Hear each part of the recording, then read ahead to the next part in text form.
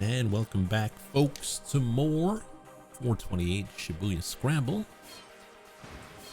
Last time we played, we got a bad end with Minarikawa, but I'm sure there's plenty of other areas we can do to unlock that.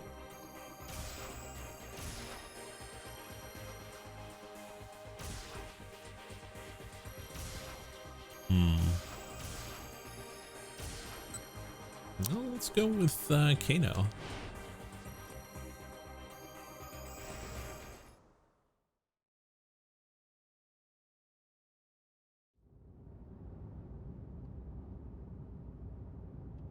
Following Kano's directions, Stanley drove towards the crime syndicate's hangout. There was a good chance that this was where Maria was being held.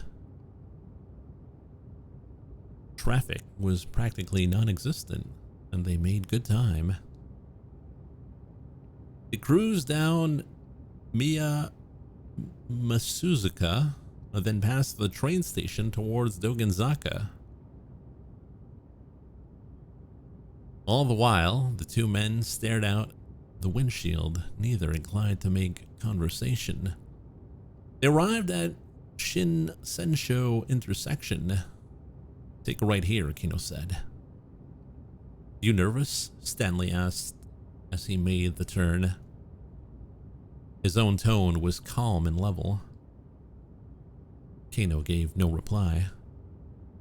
If this syndicate really was holding Maria hostage up ahead, and he and Stanley might wind up putting her in danger by showing up there. If it came down to it, Kano wondered, could he count on the man next to him taking the hostage's safety into account? He doubted it. There was nothing he could do about it right now.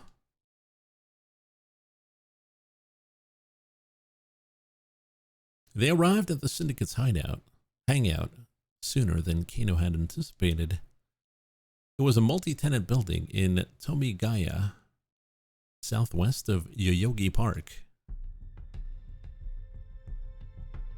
The ratty building looked like it might come crashing down at any minute. The Black Lodge sign out front looked deliberately ominous.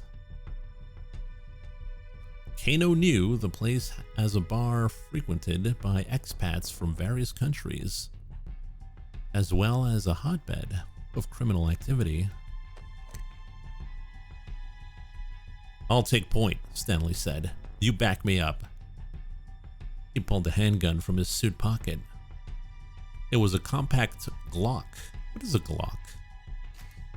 A Glock 17, a semi-automatic pistol developed in Austria for police and military use. Notable for its incorporation of large amount of polymer plastic in its design, a certain Hollywood film included a line of dialogue claiming that the Glock would not show up on airport X-ray machines. But since the gun barrel itself is made of metal, this is assuredly not true. A model frequently used by the FBI? It's the Federal Bureau of Investigation, an American investigative bureau established by the U.S. Department of Justice in 1908. As authority in matters involving crimes that cross state lines, as well as threats to public order such as espionage and terrorism. Generally speaking, the FBI conducts its activities within the United States. CIA? Well, it's the Central Intelligence Agency, one of the principal agencies of the United States intelligence community, reporting to the Director of National Intelligence. Possessing considerable budgetary resources and a vast network of highly trained personnel, the CIA carries out intelligence gathering and covert operations primarily overseas. In recent years, the organization has devoted major efforts to counterterrorism.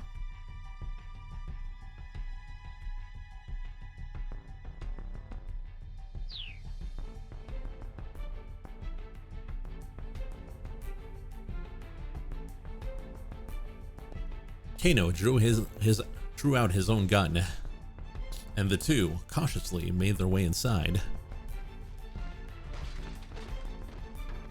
They immediately heard some sort of ruckus from beyond a wooden door at the far end of the hall. Please don't let this be what I think it is, Kano thought to himself. Seems like someone's trashing the place. Sweat beaded on his hands as he gripped his gun tighter.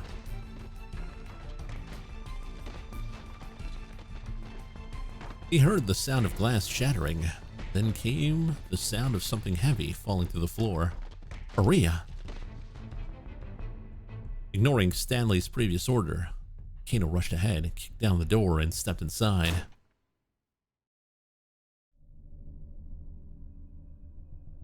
He walked right into a massacre. There were nearly a dozen bodies sprawled across the floor. He thought he recognized them all, the men who participated in the repeated attaché case handoffs. Each appeared to have been stabbed to death.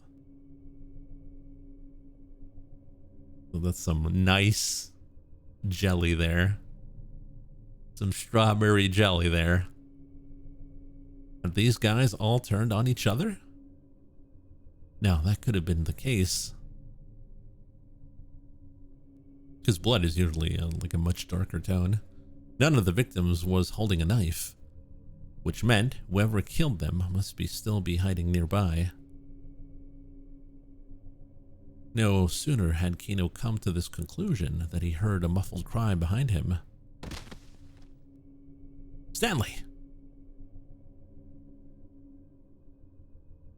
The American was sprawled onto the floor, face down. Kano rushed over and knelt beside him. Stanley was dead, stabbed through the back. Without an instant's hesitation, Kano stood up again, gun at the ready. He scanned the surroundings, but there was no sign of the killer. That was impossible. Stanley had been killed moments ago. Someone had to be here nearby.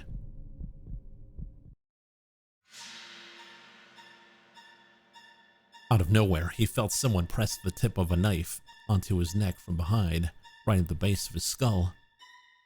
How? He hadn't noticed anyone coming up on him. There wasn't even anyone else around. Nobody but the corpses scattered across the floor. Wait, the corpses? Kano hadn't checked them. Hadn't checked to make sure they were all really dead. With his last thought, he realized that that had been his fatal mistake.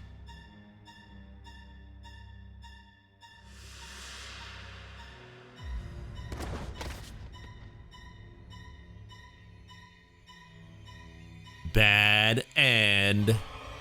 I thought they were dead.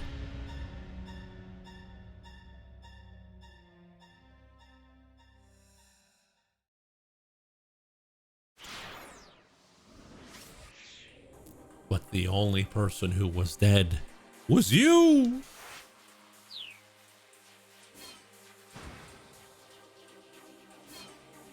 Alright, well, we can go do Osawa, Tama, or Aki.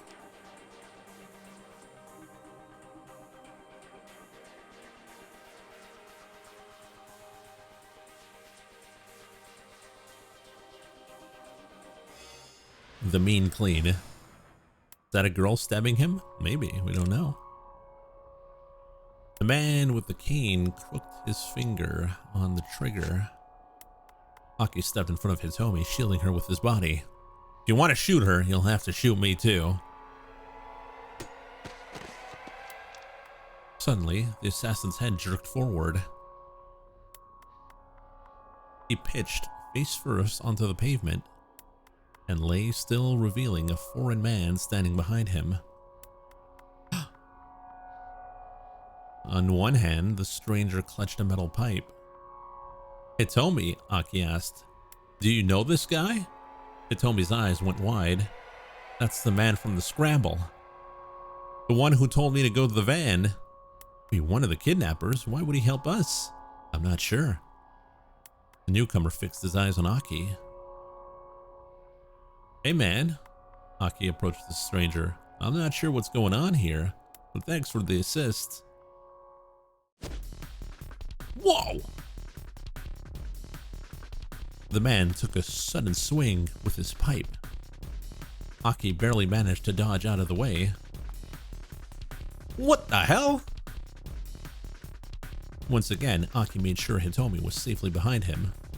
Look at Hitomi. What are you gonna do?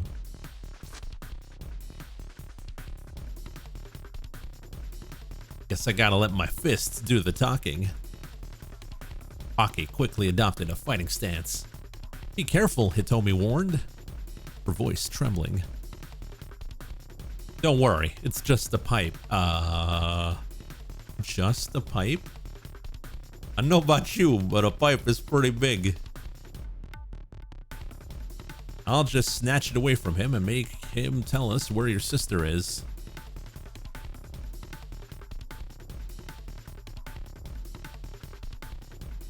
Aki judged the distance between them carefully as he stared his opponent down.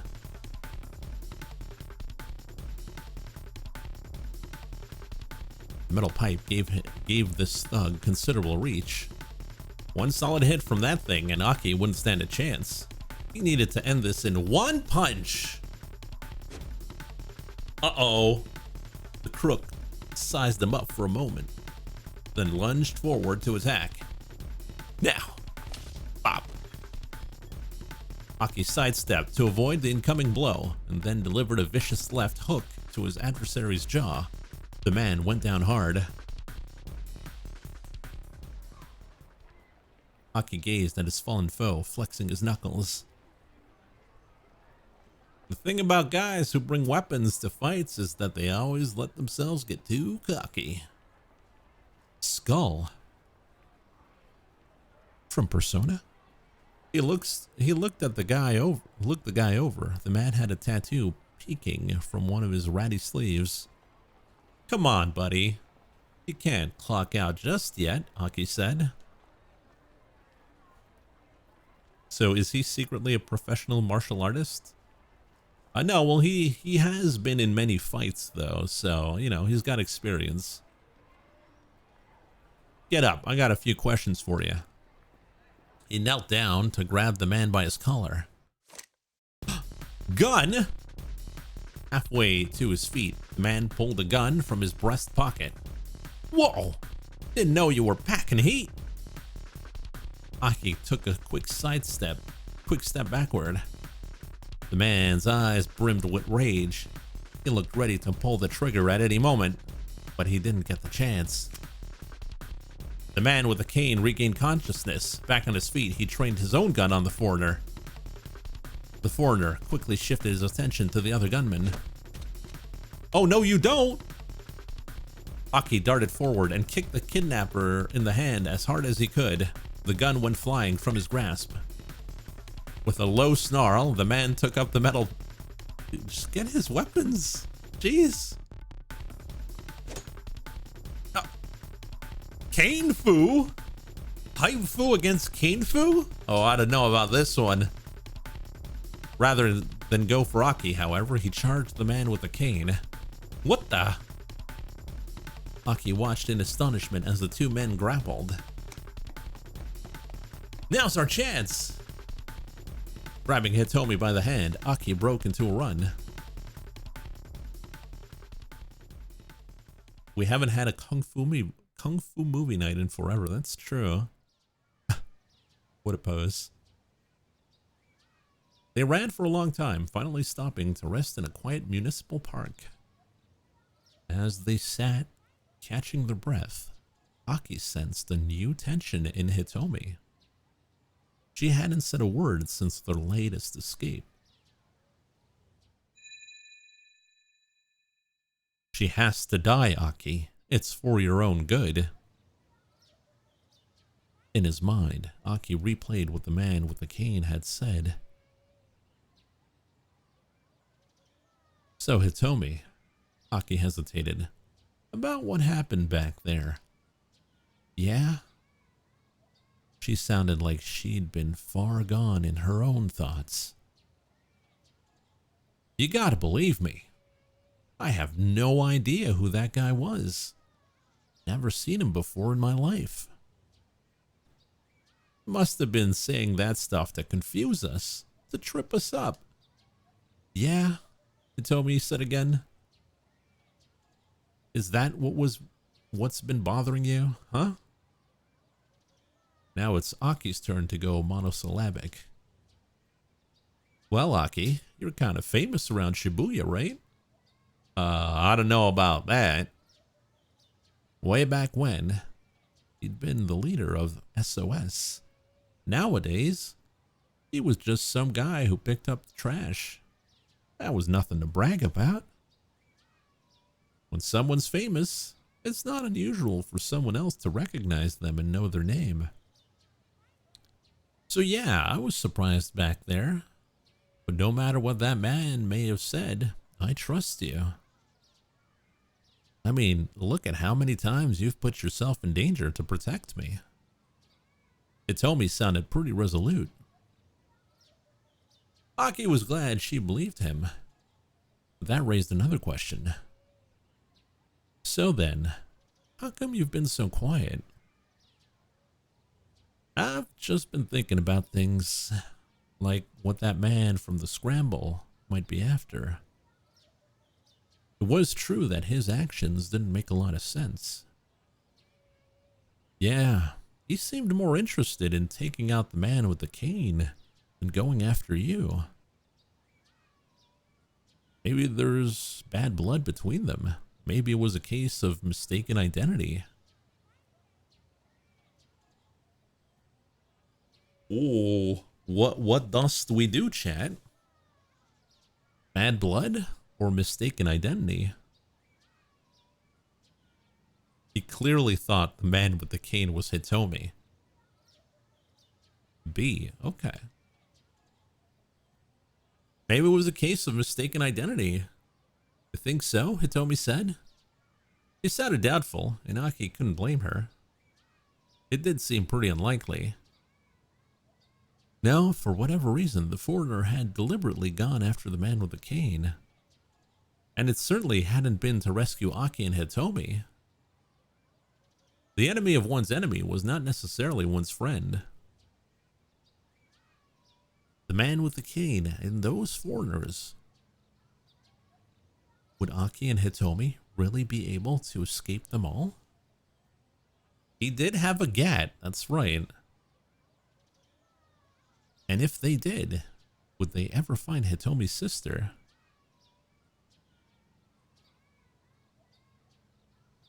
They heard a child cry from behind them.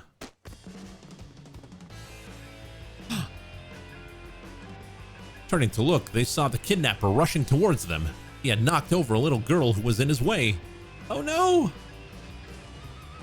No rest for the weary, Aki sighed.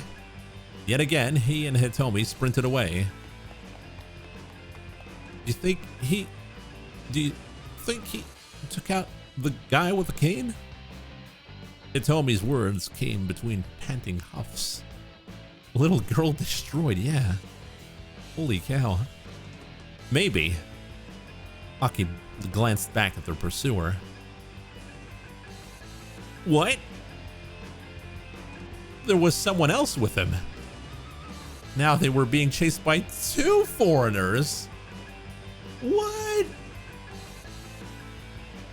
I like this better when we were just running from one guy with a cane. In a one-on-one fight, Aki was confident he could keep Hitomi safe. 1-on-2 though, that was a different story. Me on the left. One guy might get a hold of her while he was facing off with the other. He had to make sure that they lost these creeps no matter what. Keep out! Oh wow, we're already keep out? Aki's section was pretty short. Jake's coming to get us back from... No, that's right, he is in Japan. So this could be Jake. All right, Tama or Osawa?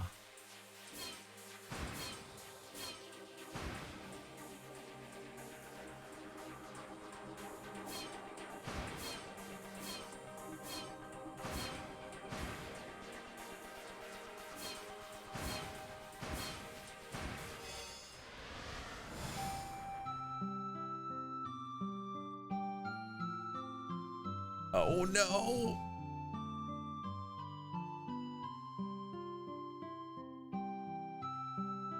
Bottles of burning hammer littered the pavement, shattered into tiny bits of glass. Is she silver ratioed? I have no idea what you're talking about. Even if the recycling guy was really careless with the boxes, it shouldn't have caused this much of a mess. It looks like someone came along and actually threw them all over the place. Oh. Okay, yes, now I get it. Yes, she is. She is silver ratioed. It looks like someone came along and actually threw them all over the place. Yeah, this whole artiste thing is something you made up. Yeah, exactly. What the heck? The heck with this thing?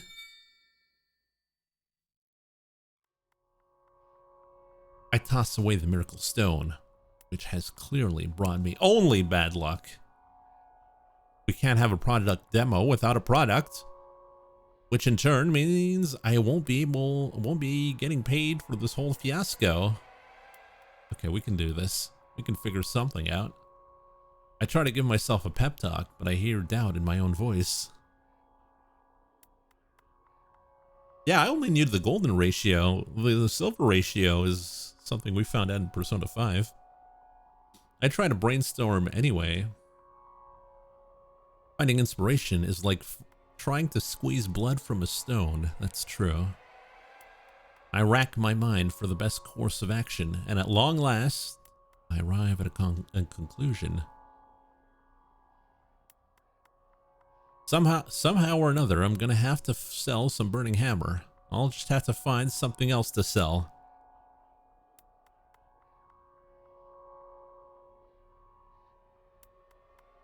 A or B?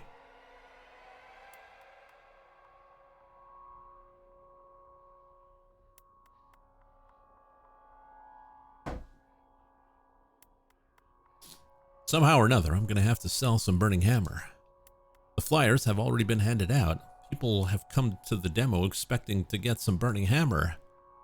I may have to put it in some new bottles and possibly water it down some, but getting this stuff sold is my only option.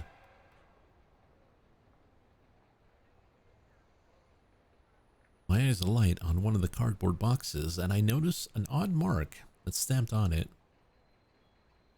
Wait a sec. I've seen this before. I recall something Chiri said earlier. This is the sort of thing they'd sell in 100 yen shop or something. The mark on the box is the same one I saw at the shop that's selling the necklace. That's it. I can see if there's more at the knick-knack shop. Guided by this ray of hope, I head for the knick-knack shop as fast as I can run. What is a ray, by the way? Ray Romano? A glimmer, a sliver, the ever-dwindling light in the distance. Point is, there's not much.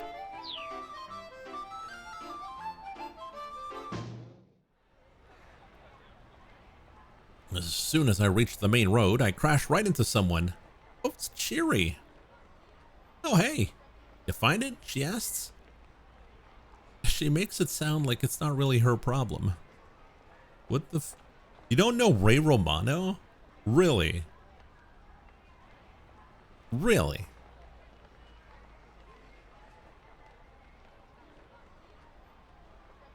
Not yet, but I think we can stock up at the 100 yen shop.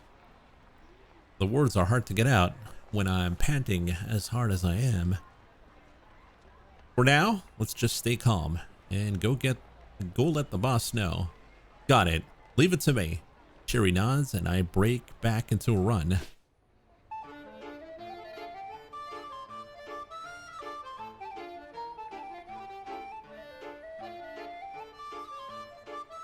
Well, honestly, I doubt, like, Europeans would know, but Ray Romano was a comedian that had his own sitcom that was pretty popular back in the heyday.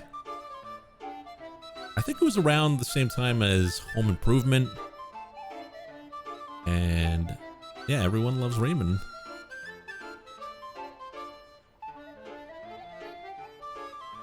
Or was it later than Home Improvement? Are you saying Europeans don't know comedy? Well, American comedy, I think, would be a lot more.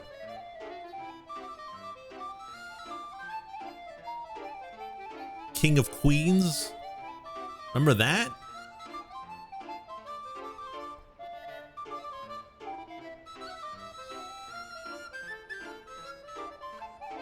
I'm practically praying as I rush into the knick-knack shop, where I immediately spot the cardboard boxes I saw earlier still stacked up. Yes, I'm in luck! I dive into one of the boxes to check what's inside.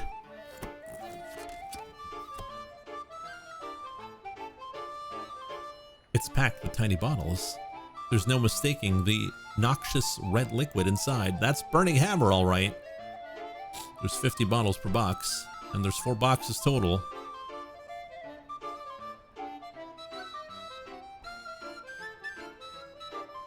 Assuming each box is 100 yen, including tax, I can buy the whole lot with the 20,000 yen I got in my wallet. Mr. Yanagishita said he'd be selling the bottles at the demo for 15,000 yen apiece.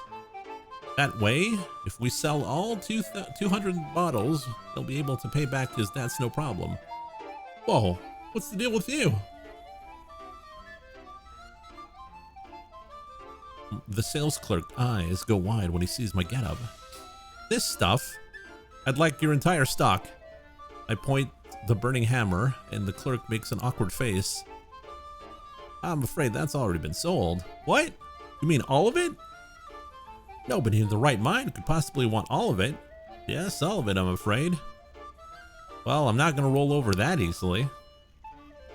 Whether I can earn that extra 20,000 or not hinges on whether I can get this stuff. Please, you gotta help me out. I'm afraid that's out of my hands. Then could you get in touch with the buyer? Tell him I'm willing to negotiate. I suppose that wouldn't be an issue, but... Actually, would you mind waiting for a moment? She said she'd be here ASAP.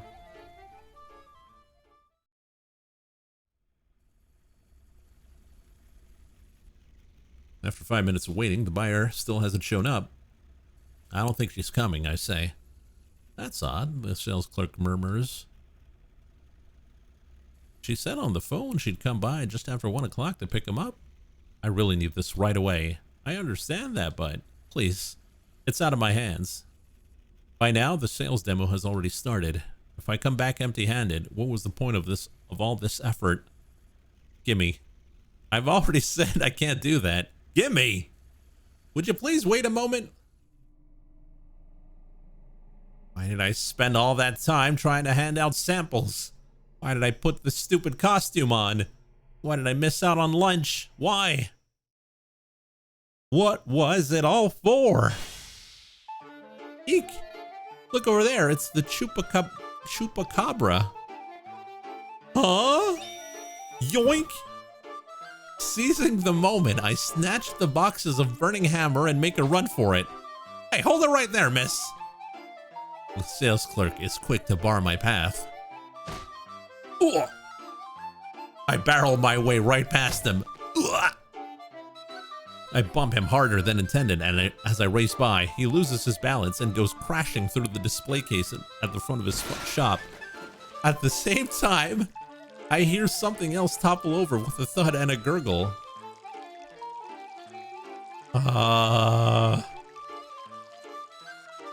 Some sort of liquid begins to gush from a red polyethanol container. Uh-oh! The sales clerk's eyes go wide, his stare fixed on something on the sidewalk nearby. It's a cigarette. Uh-oh. Uh-oh.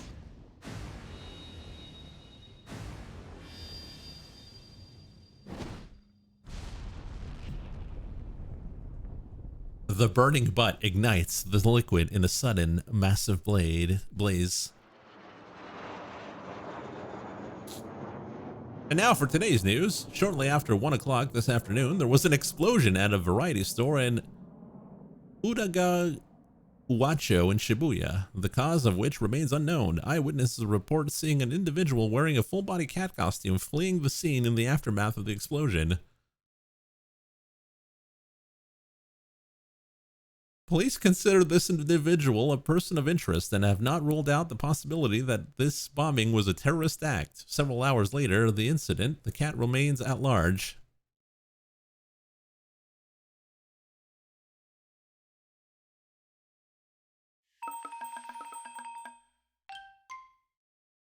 Fled the country.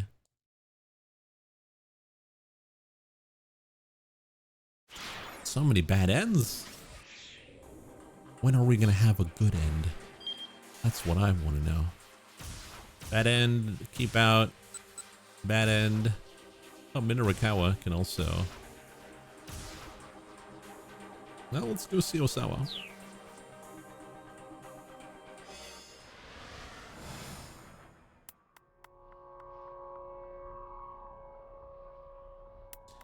I don't deserve to be forgiven for what I've done. We may have both done the same thing, but my motives, those were different. And so I don't regret what I did. And yet, if someone were to ask if there was a small part of me that wanted to see the results of my research, I could not deny it.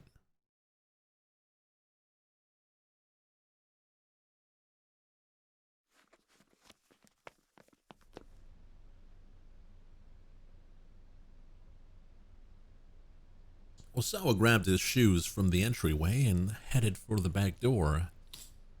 He didn't want the detectives in his living room to know he was going to meet with Makino. That pest Kajiwara was nowhere in sight. Now was his chance to slip away. Gotcha! It's Japanese Columbo. Speak of the devil, Kajiwara had snuck up behind him. You know, if Kajiwara wasn't there, this would be such a dreadful scenario. At least he's goofy. Are you going out? The detective asked. Why does he put his flashlight like that? Ah, no. I was just... Osawa felt something inside his shoe. Glancing down, he saw a rubber duck stuffed inside it. Is this your doing? I laid a booby trap. Or rather, a ducky trap. What is a booby trap? A trap of boobs? Originally, a type of lethal trap used during wartime to catch clumsy or unwary soldiers, boobies. In modern parlance, however, the term frequently signifies a harmless prank, such as setting a blackboard eraser atop a classroom door so it falls onto the head of whoever opens the door. Kajiwara beamed with self-satisfaction. You know, you act like a grade schooler, Osawa said. Indeed, sir. I'm a grown man with a youthful heart. Leave it to Kajiwara to yet again miss the point entirely. With a sigh, Osawa tossed the duck at him. Kajiwara caught it nimbly with one hand, then stuffed it right into his pocket.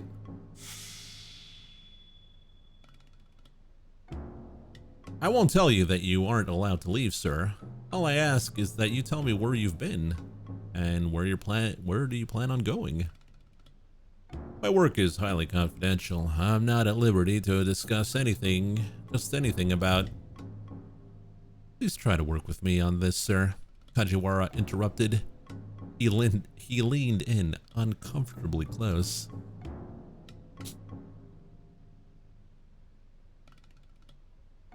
Do you recall when I said before about how I'd appreciate if you didn't keep secrets from me.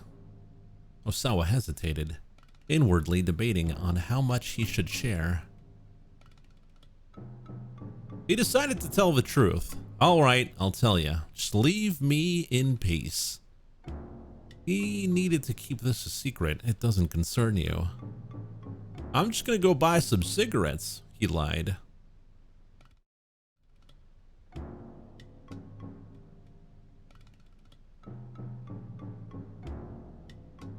Are we gonna lie?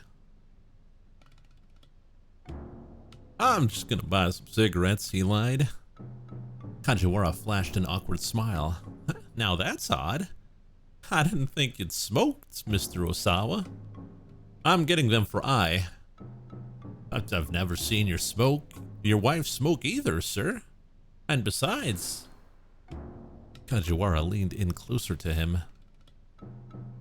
Your wife isn't even home right now, is she? This wasn't going as Osawa had hoped. Evidently, he wasn't a very good liar. Even so, he decided to double down. All right, fine. It was actually Mr. Tanaka who asked me to get them. Oh. Oh ho. Now that's surprising. Is that the sort of thing he'd ask of you, Mr. Osawa?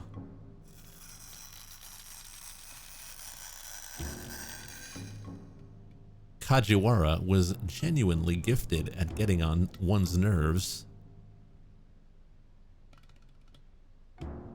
Osawa barely contained an urge to punch the detective right in the face. Well, no matter, I suppose, Kajiwara went on at last. Just try not to wander too far. Oh, and also... He produced something that looked like a small transceiver from the inside of his coat. Yeah, he's Japanese Columbo. Please take this with you. What the heck is this? It's a bug tracker, sir. It'll beep in response to nearby listening devices. I don't need this. He pushed Kajiwara's hand to the side, and the bug tracker fell to the floor. Mr. Osawa, you mustn't underestimate the lengths to which these kidnappers might go. For once, the detective's face was all seriousness. All right, fine. Osawa snatched up the device and headed out the door.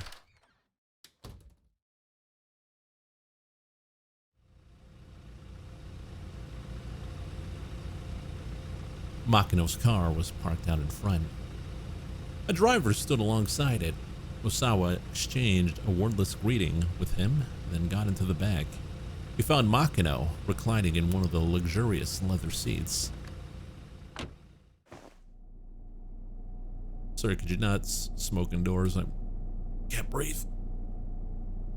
Well, now then, Makino said, what did you want to ask me about?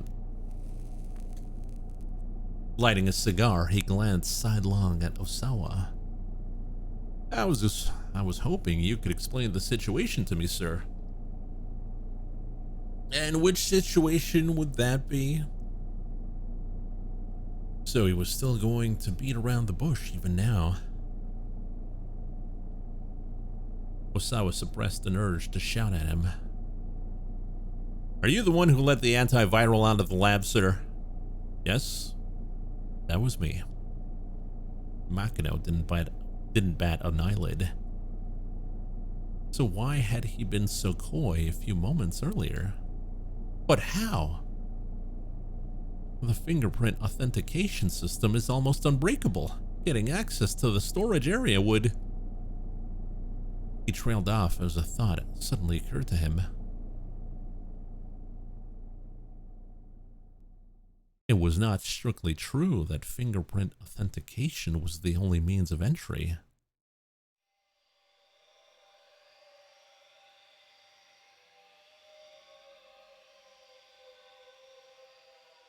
Osawa and Tanaka had both set up passwords as a failsafe in case an injured fingertip somehow prevented them from operating the scanner properly. But these passwords were a 10-character alphanumeric string. No one could just haphazardly fumble their way in. Could Makino have sent a request to the electronics lock manufacturer and asked them to unlock it then? No, that would require the approval of 6 board members. And Osawa was one of those 6 people. There really seemed to be no way of getting in without leaving any trace.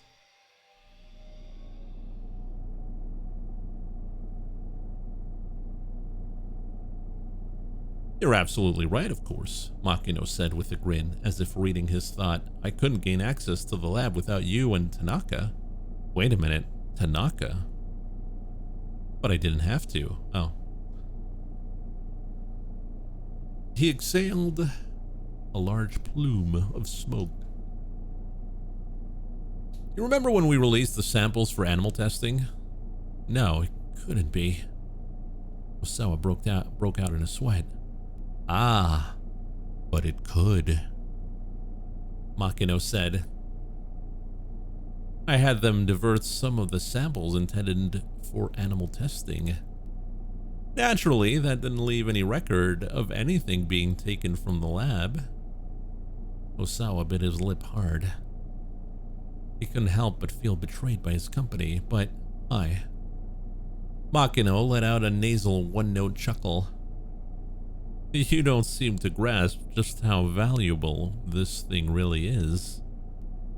What do you mean by that, sir? Makino lowered his voice.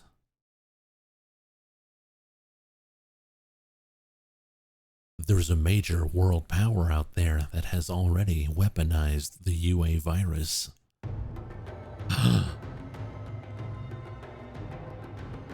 For a moment, Osawa thought this was just a sick joke. But the look on Makino's face told him otherwise. I've been informed that it was recently used on a military installation in the Middle East. Within 12 hours of dispersal there were at least 800 casualties. If you include civilians, the number jumps to over 2,000. Any evidence of the disease agent and the bomb that delivered it has, of course, been covered up. Osawa listened in amazement, his outrage that any government would commit such an atrocity. Not quite suppressing his excitement at discovering that the virus could be propagated by explosive means. He felt a flush of guilt at his own fascination. The antiviral he created, Osawa, has the potential to render this weapon useless. Right now, Akoshi Pharmaceutical possesses the sole means to combat UA. Makino's lips curled into a boastful grin. Any number of countries would love to get their hands on this. The major power in question has offered an unprecedented sum, and that's hardly a surprise. Having the monopoly on the antiviral makes the weapon itself that much more valuable. To Osawa, this was just a glimpse into another terrifying world. One he had barely imagined previously. And so you wanted to get human testing over with as soon as possible, is that it? He spat. Makino shrugged. I explained full well to the locals what the risks of experimentation were, and they were paid in accordance with said risks. They willingly consented to infection with the UA virus. Sophistry, Osawa huffed. Nothing more. You used money to deceive a bunch of poor farmers. Come now, Osawa. Who's being disingenuous now? Makino eyed him with contempt and let out another puff of smoke. I know you, Osawa. And I know you're not really concerned for some bunch of hick farmers. All you care about is your research. The thing that's really nagging you right now is that someone went ahead and did the final clinical trials without you. Oh, spare me the ridicule, sir. As a virologist, I have a moral duty to... To what? Makino barked. Go to the media with this? Do you have any idea how much money the company has thrown at your lab to keep it up and running? What is how much money? Osawa's lab has incurred expenses of roughly 30 billion yen in developing the antiviral medication. Okoshi Pharmaceutical spends approximately 200 billion yen per year on research and development. Osawa's work is the single most costly element of that budget. 300 bucks. That's right. 300 boxes of Burning Hammer, that is. Osawa gaped. I do appreciate all the company has done for me, sir. He spoke so quietly that his voice was nearly inaudible. In any event, Makino said, now that you know about the human testing, I can't let you go to America. How do you know about that? He'd insisted that I keep his planned relocation a secret, but apparently she told her father regardless. If you insist on making the move anyway, I'll use any means necessary to stop you. Makino regarded Osawa with a bloodshot gaze. Any means necessary? Osawa swallowed the lump in his throat. Sir, you don't mean that my daughter's kidnapping was... Don't be ridiculous, Makino said before Osawa could finish. Of course that wasn't me. Nevertheless, I'll do what I must to keep you in line. Remember that. Understood, sir. I'll turn down the U.S. job offer. Osawa heard his own voice like the thin drone of a tiny insect. He felt utterly powerless. I can't simply take your word on that, Makino said. Do it now. I want to hear you do it myself. He jutted his jaw towards the phone in the backseat console. All right, Osawa said. He had no choice but to fall in line. Couldn't this wait just a little bit, sir? Osawa asked. Maybe he could still find a way out.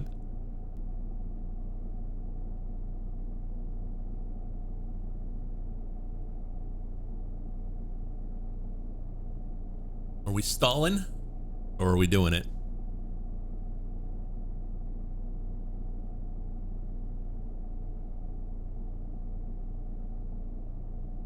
Who's gonna take the decision? Couldn't this wait just a little bit, sir? Osawa asked. Maybe he could still find a way out. You already know what my decision is, Makino said. His tone carried an edge of intimidation. Osawa didn't reply. He simply stared at the telephone. He felt like an insect who had all his legs plucked off. You need to think about your wife, too. Makino's words were barely above a murmur. Realizing that his boss was speaking as Ai's father, Osawa couldn't bring himself to resist further. He reached out for the phone. It would be around 10 p.m. the local time for the American firm. He decided to call his contact's personal phone. The headhunter was shocked to hear that Osawa wanted to decline the position. When he pressured for the reasons behind the decision, Osawa hung up. Visibly relieved, Makino lit up a fresh cigar. Sir, there's one thing I don't understand, and what's that? Osawa's head was feeling fuzzy. The smoke inside the vehicle had gotten extremely thick. If someone had this top secret information, why wouldn't they threaten the company as a whole? Why send those emails to me personally? I'm not sure. There is an internal investigation already underway. We'll find the source of the leak soon enough. At this point, though, Osawa wasn't sure knowing who originally leaked the info mattered as much at all to him. If you beg my pardon then, sir, Osawa said. He put his hand on the door handle. Suddenly, a high-pitched chirp sounded from his pocket. The bug tracker Kajiwara had given him had picked up a signal. Is that your cell? Makino asked. Oh yes, that's mine. He hurriedly hopped out of the car and reached into his pocket. Everything all right, sir? The driver was still waiting outside the car. He leaned towards Osawa, looking concerned. Was it you?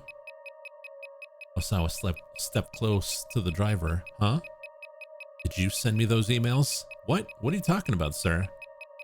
Don't play dumb with me, Osawa said. You're the only one who could have planted a listening device on a company car. Listening device?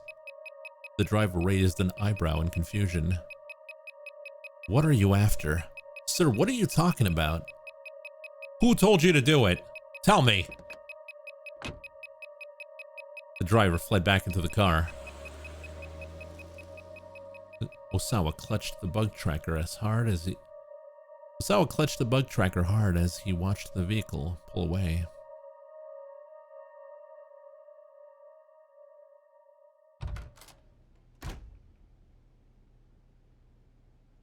He went back to his house, still gripped by confusion, to find Ai waiting in the entryway.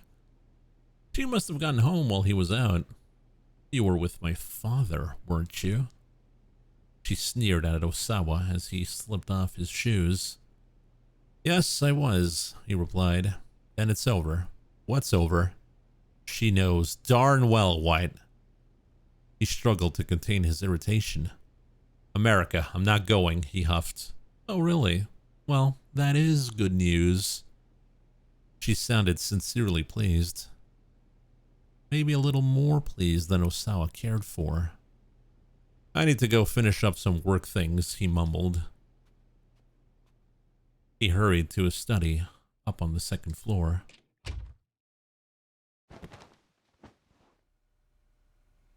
He threw himself down in front of his computer. There hadn't been any progress on the investigation as usual. Just how long was this all going to go on for? Were all kidnapping cases this drawn out? What is a kidnapping case?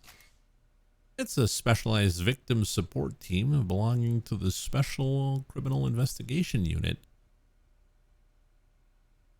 Had been deployed. The specialized victim support team belonging to the Special Criminal Investigation Unit had been deployed at Osawa's house. The members of this team are all specialists who have received training in such skills as negotiation, high-speed motorcycle and automobile driving, running phone traces, special communications, and phone records acquisition. Osawa was growing more and more uneasy. He could barely contain himself at this point. Wasn't there anything that he could do? He glanced over at his monitor. That's an idea. He could look up kidnapping investigations on the internet. That might give him some insight into the current situation. Kidnapping, police investigations, hostages. He typed the 3 keywords into the search field.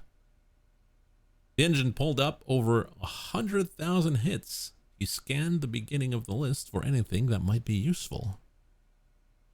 One of the site links caught his eye. How do the police do it? It looked like a page containing information on various types of police cases.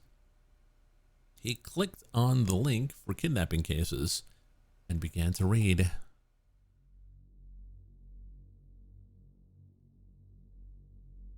Even if the hostage wound up safe in the end, the sight informed him the police lost face if the culprit got away.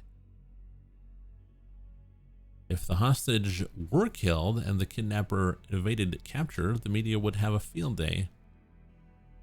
This made apprehending the suspect an absolute necessity. Doom scrolling it, really.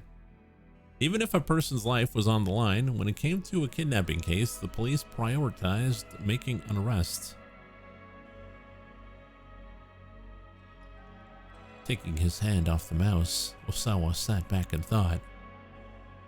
He wasn't going to be able to relax until he heard Maria's voice again. But if the police prioritized arresting the suspect, why were they just letting things stay in limbo now? Didn't they have the crooks under surveillance? He couldn't wrap his head around that.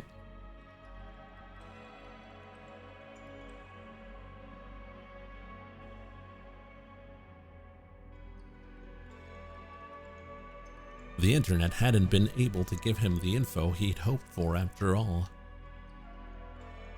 Unable to do anything for Maria, but wait. He turned his thoughts to how his opportunity to transfer to the US had passed him by. The research facilities in America would have been top tier. Some part of him still couldn't quite accept what had happened. He stole a quick look back at the door, then surfed to the Ayakamiki fan community for people 40 and over. Whenever something was weighing on his mind, posting to these forums seemed to turn his mood back around. He knew that now wasn't really the time to be doing this, but he needed something to calm and quiet his mind. He started a new forum topic. In the title field, he wrote Ayakamiki, expanding into the US.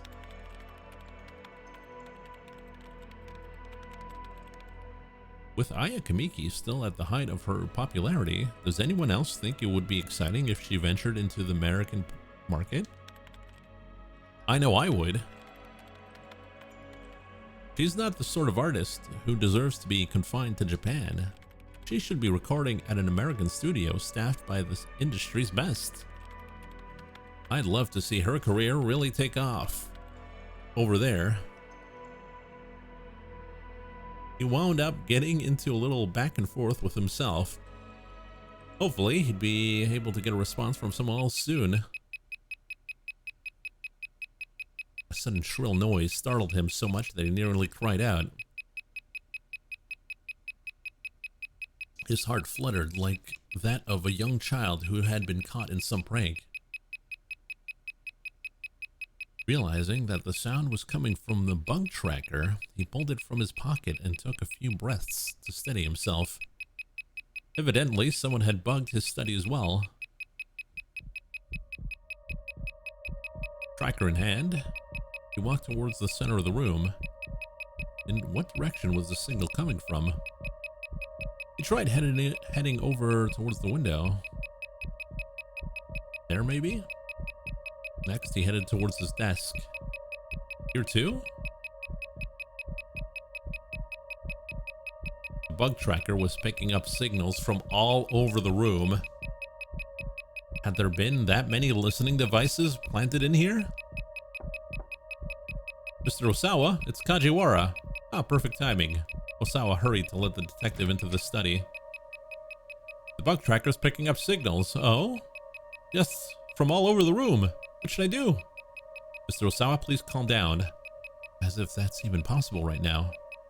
Feels like there must be 10, no, maybe 100 listening devices in here. Kajiwara didn't miss a beat. Well, let me be honest with you. That bug tracker is broken. What? Osawa was dumbfounded. Broken, but this is the one I got from you, right?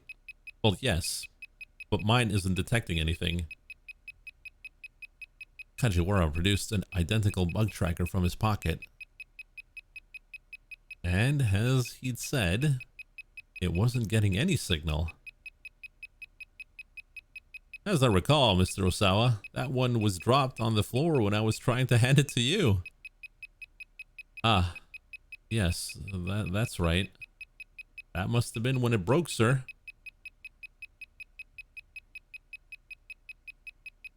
But the strength ebbed from Osawa's body. He didn't even have the mental energy to be angry anymore. He gave the tracker a whack with the palm of his hand, and the beeping stopped. Right, he said. What can I do for you? Kajiwara clapped his hands together, as if he just remembered something. Oh, right, we have a big problem. The toilet again? Osawa sighed. No, it's not that. It's something worse. Kajiwara's face turned grim. Something worse? Had something happened to Maria? He needed to hear the detective out. There was no way it could be that important. Osawa didn't need to listen to this clown.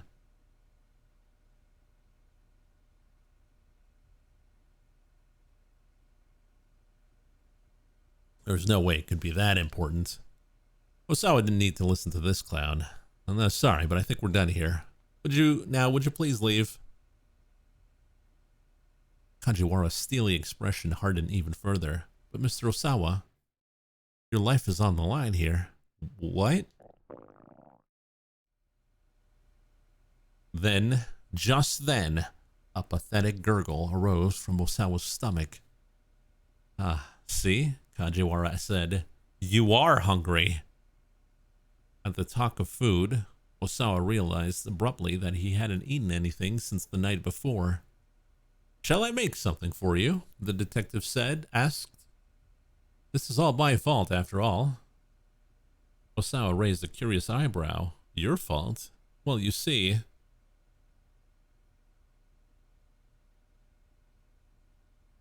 We ordered lunches for everyone, and it looked like there were 2 still left over, so I wound up eating them. There was an awkward pause.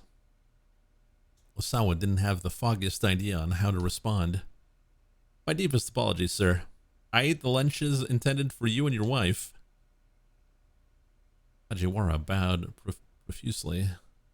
And I really need to apologize. They were tonkatsu bento boxes. Huh? It's a popular menu item from the Your Lunch in a Box bento chain. Company president Chiyozo Osugi spent many years working at a famous French restaurant in Kyoto. Valuing flavor over sheer volume, he insists that each side dish in the bento box be prepared with considerable care and effort. Chiyozo is in distress after falling out with his daughter, but he simply can't forgive her eating habits, which flavor volume over flavor. Oh, okay. The meat was so tender, and the batter so crisp. With each and every bite, the rich flavor just filled my mouth more and more. Osawa felt a blood vessel burst in his skull. So, this is what you meant when you said my life was on the line. Yes, sir. Hunger is the enemy of the mind. It interferes with your ability to make proper decisions. So you really ought to get something in your stomach. Osawa was too flabbergasted to reply. Right then, Mr. Osawa. Please follow me to the kitchen. What's with that getup? Wearing an apron in the kitchen is a must, sir. What is an apron? The cartoon character printed on the apron Kajiwara is wearing is one of his own design. It is modeled after the MPD's mascot. His name is Pinpo. Oh, okay. Alas, it isn't while I'm naked. What? Wearing an apron in the kitchen is a must, sir. Alas, it isn't when I'm naked. Naked? Oh, you're not familiar with the concept of the naked apron? Naked apron. Well, what is that? Well, it's the state of being entirely naked, save save for an apron. A form of cosplay. The views from the front, rear, and sides all offer a certain appeal, but caution must be advised, as it may be difficult to stop arguing about which presents the loveliest sight once the topic is raised. There are similar, more sexualized naked styles as well, such as the naked sock, the naked shoe, the naked necktie, naked ribbon, naked scarf, naked collar, and so forth. I could demonstrate if you'd like. No, that's good. That's quite all right. Where'd you get that apron anyways? It's mine, sir. Have you had it with you all this time? Yes, in here. With a smile, Kajiwara pointed to his pocket.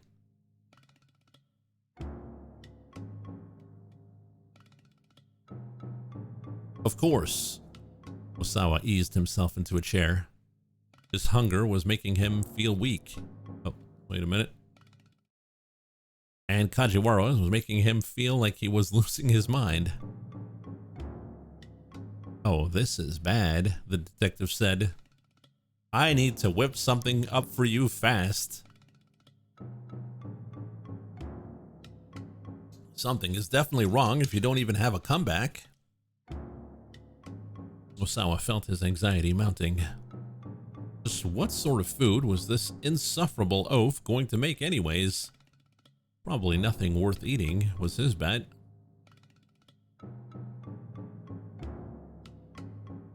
For now, he'd just have to pray he wound up with something edible. Maybe it was better to ask Tanaka to make him lunch instead. Since Ai's lunch was gone as well, he should probably ask her to make something. Hey.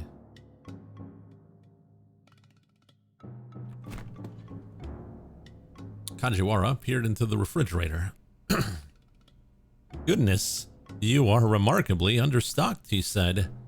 Let's see. Could you please put these in the dinger, Mr. Osawa? Dinger? What is that? It's named for the sound of a microwave oven. For the sound a microwave oven makes when it has finished heating your food. The microwave at my house doesn't really go ding when the timer reaches 0 though. It's more just a beep. But it doesn't make sense to call a microwave a beeper when that's already a word that refers for something else. The detective handed Osawa some frozen lumps of rice. The dinger? What the heck is a dinger? Well, we already read that. The microwave oven, sir. Osawa stepped in front of the microwave. Unfortunately, he had no idea how to work the controls. You should thaw that rice out as soon as possible, Kajiwara told him. I'm actually not sure how to operate this thing. What? The detective gasped. You don't know how to use a microwave?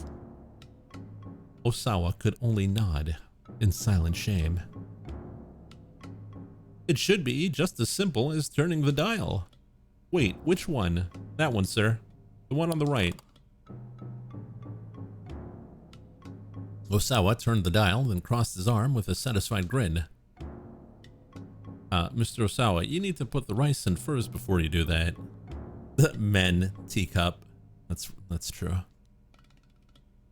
And why didn't you say that? Osawa snapped. I mean, to be fair, looking at this, I have no idea how this works. You got rice or shrimp, and then a bunch of numbers. Yeah, I don't know how this works. I've never worked in a kitchen in my life. Don't ask me to do things that are this difficult. Very well. I'll handle this from here. Why don't you get out the bowls and the chopsticks then, sir? I have no idea where the hell those are kept.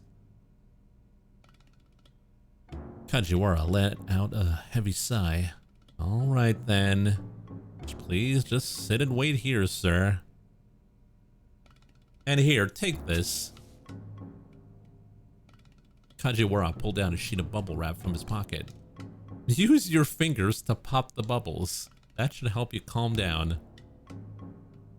Too drained to argue, Osawa did as prompted and started to pop his way along the sheet.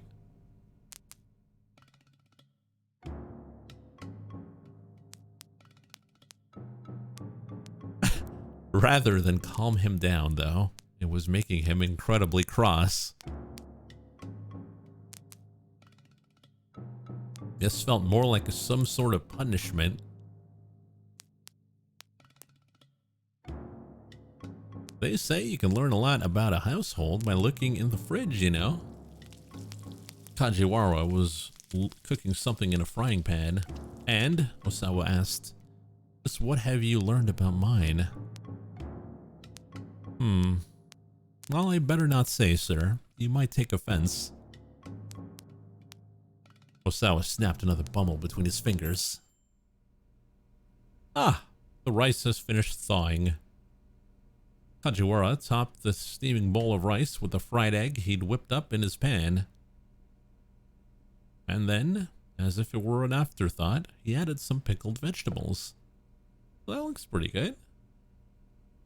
There you are, sir. Your fried egg on rice is complete. Oh, wait a minute.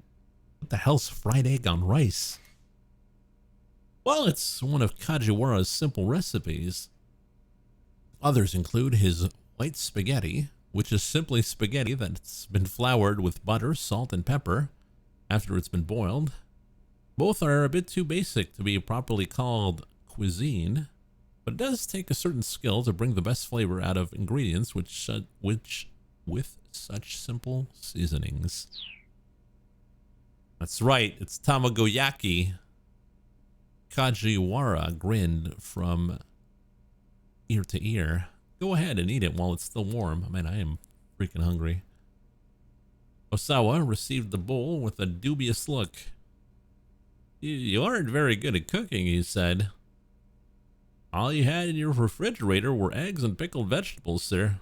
I assure you, it's quite delicious. I recommend breaking the yolk and mixing it all together. Reluctantly, Osawa brought a bite to his mouth. That's good. Look at the detective. He's so happy. The words came out almost unbidden. Isn't it just? Egg yolk and pickled vegetables pair quite well. Osawa couldn't help but stuff his face, slipping into a rapturous daze as he did. The more he ate, the more it stirred his appetite. I had no idea fried eggs could be this delicious. I know you probably have a long ordeal still ahead of you, sir, but please keep your chin up and hang in there. Kajiwara gave Osawa an amiable smile. Ah, that's right, he continued. And for dessert, we have bananas. No, thank you. Kajiwara grimaced as Osawa held up a hand in refusal. Right then, when you're finished eating, would you please wash the bowl? Me? Wash dishes? Osawa exclaimed in surprise, sounding like a petulant child. Someone else cooks for you. You should do the cleaning up. It's only polite. Oh, is that how it works? Fine, okay. While Osawa was doing the dishes, the bug detector went off again.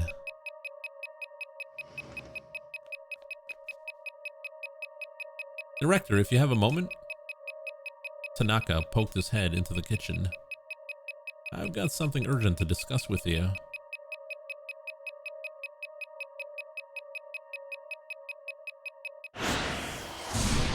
Oh, Kibato!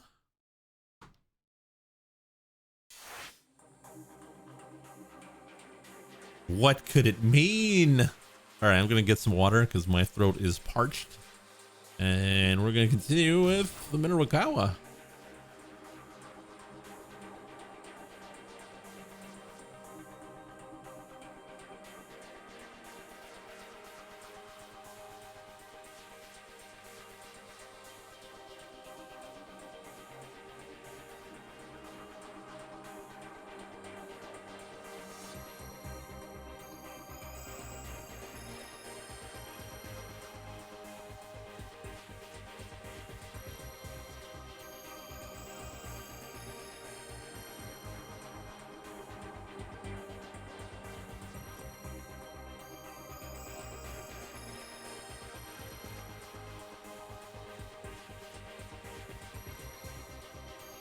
Now there's something interesting here. What's the red ribbons? Red circles?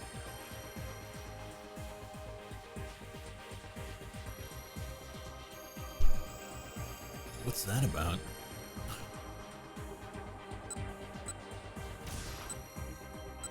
I guess it's just for the time? No, see? Oh, maybe it's just for the time. Or maybe there's a wrong answer in here. I don't know.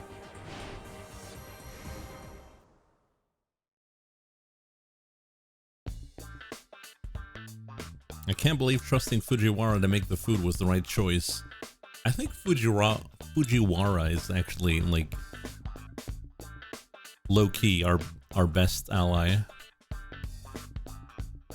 At long last, he arrived at the No Kane building where the event had been held.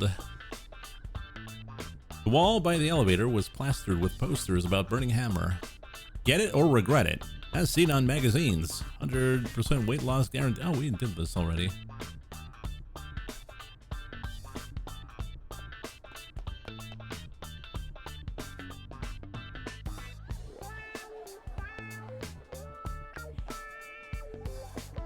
It'll give me a second to rest my throat here. Yeah, we got hypnotized.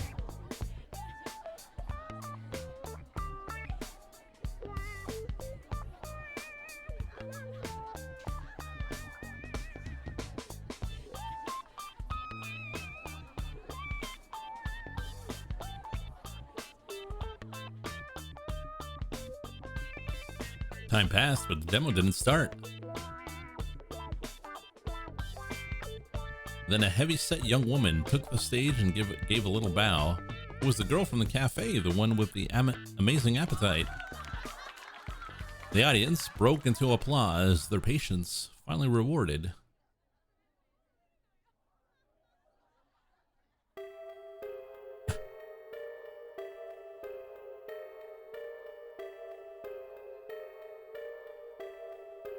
At the end of the storyline, Fujiwara is gonna go, something's been bugging me. Yeah. One last question before I leave. But as everyone leaned forward expectantly, the girl on stage began performing magic tricks. She twiddled a silk hat, pulled a bunch of flowers from inside it. Sparse applause rose up from the crowd. The young woman immediately went on to perform another trick and then another. Ta-da! A coin in her hand became 3 coins as she spoke her magic words. She's not very good at this, Minarikawa thought. Though whether she was good or bad wasn't really the issue. He had a tight schedule to keep. There was no time to stand around watching silly sleight of hand antics. Scanning the room, he spotted a man who looked like he was probably in charge.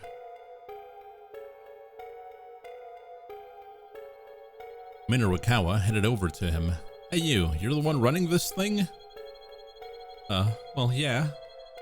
When's the actual sales demo gonna start? Soon, very soon, yep. In how many minutes? Soon. I asked for a number.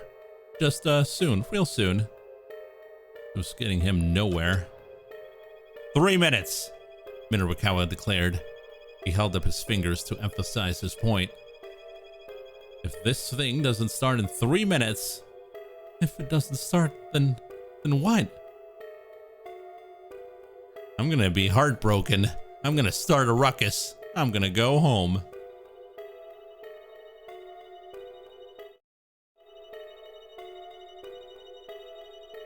Riot? I'm gonna start a ruckus. He kept his voice firm, his words short and clipped. Hey now, no need for that, sir. Just settle down. Who doesn't like a little silly little magic show now and then? You got 2 minutes.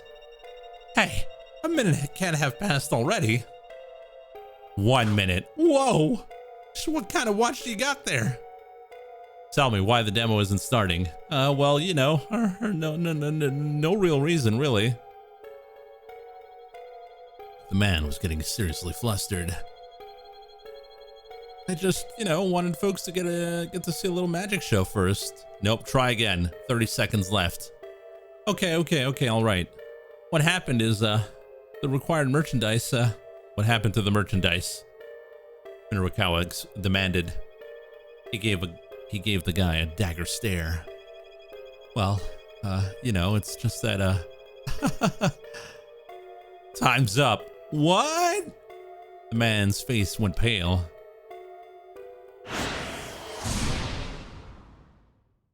Keep out. Oh man, what do we even do?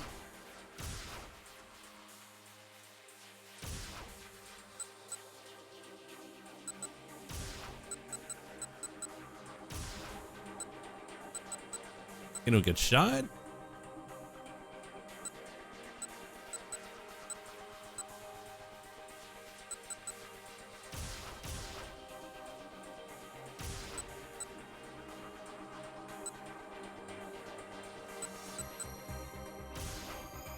Yeah, this is the new hour, right?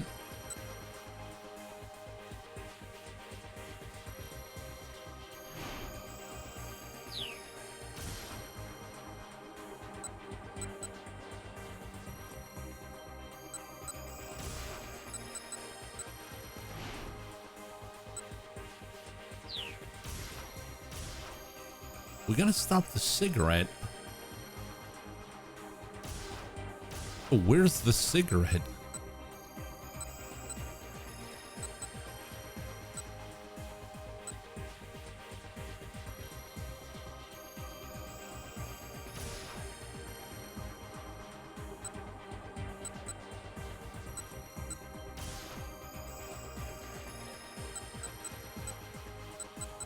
You don't really have to stop the cigarette.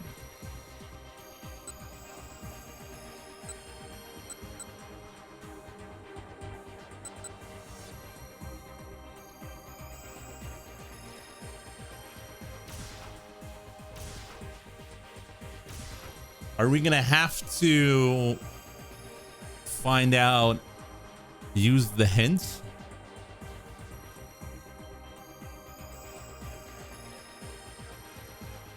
No, the other option is her doing the hypnotism. Remember?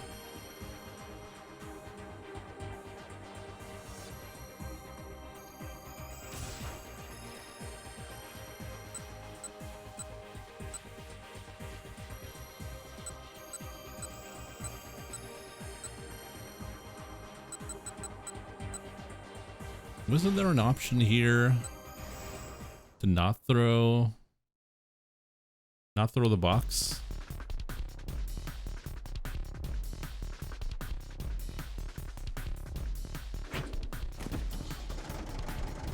This ends now. Aki leapt into the forklift and hit the ignition. The engine roared to life. Oh no, not the boxes!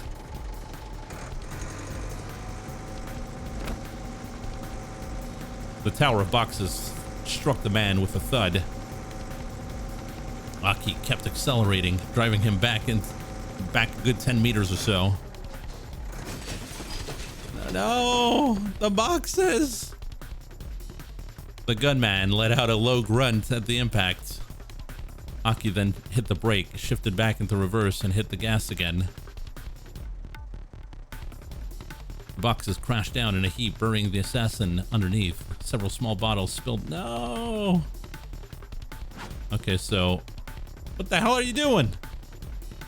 A middle-aged man in a sanitation uniform had come running at the sound of the forklift. Sorry, man, gotta run. Aki explained as he jumped from the vehicle. And don't forget to recycle that glass. He took Hitomi's hand and sprinted away down the alleyway. The sanitation worker glowered after him and turned and glazed despondently at the jumbled pile of boxes and broken glass.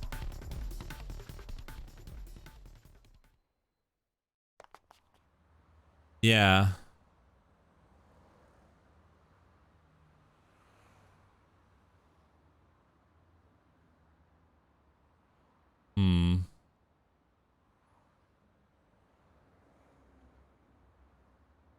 So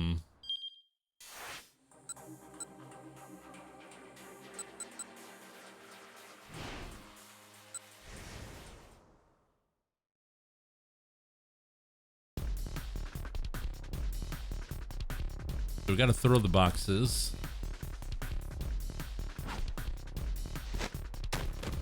That was the right way, right?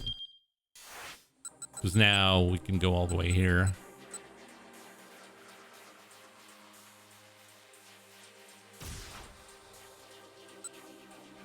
I'm gonna take the hint.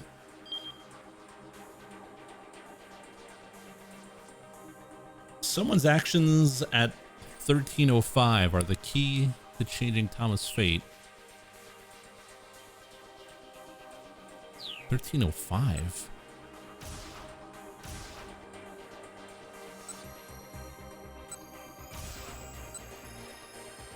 Minarakawa? It's the only one.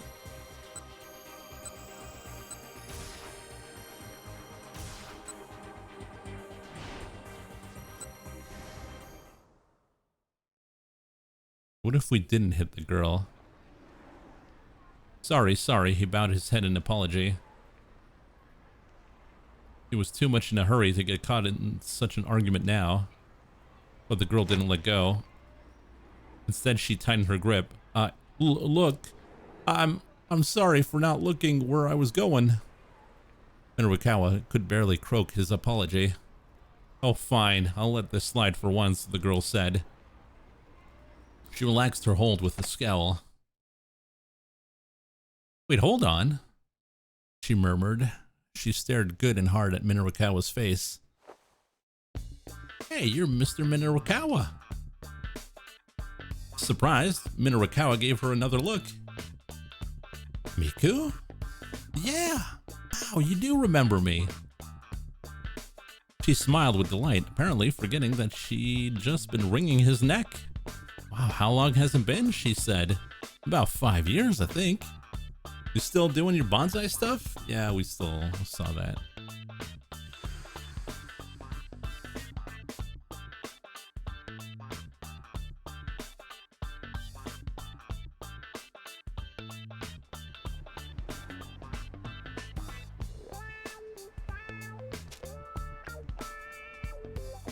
These mixed martial arts. Yeah, no, because this is the store. So maybe he drops his cigarette.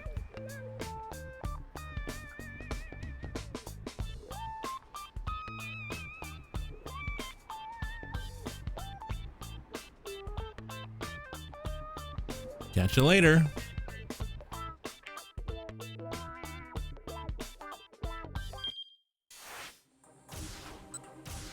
So maybe... Ah, see? No bad end this time.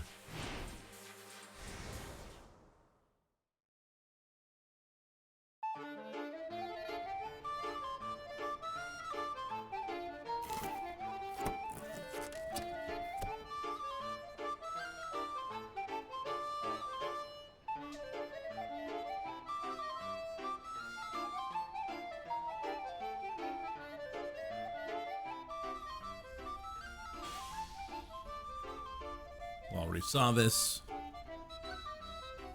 Waiting for the girl who bought the boxes.